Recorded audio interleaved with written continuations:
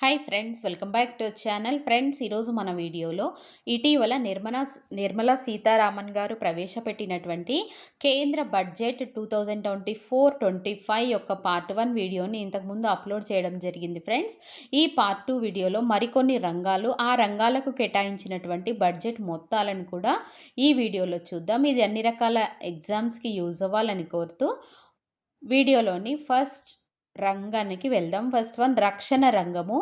ఈ రంగానికి బడ్జెట్లో కేటాయించబడినటువంటి మొత్తం రూపాయలు 4,54,773 కోట్లు.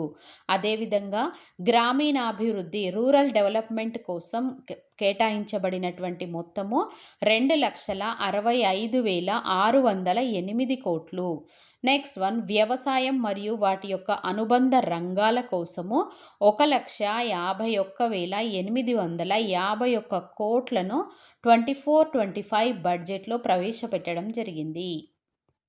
అదేవిధంగా హోమ్ వ్యవహారాల కోసము 1,50,983 కోట్లు, విద్యారంగం కోసం కేటాయించబడిన మొత్తము 1,25,638 కోట్లు, వాణిజ్యం మరియు పరిశ్రమల రంగం కోసం 47,559 కోట్లని, ఐటీ మరియు టెలికాం 1,16,342 కోట్లని, సాంఘిక సంక్షేమం కోసము సోషల్ వెల్ఫేర్ కోసము 56,501 కోటి రూపాయలను 24-25 బడ్జెట్లలో ప్రవేశపెట్టడం జరిగింది. Thanks for watching friends. Video నచ్చినట్లయితే లైక్ చేయండి, షేర్ చేయండి, సబ్స్క్రైబ్ చేయడం మాత్రం మర్చిపోకండి. Thank you.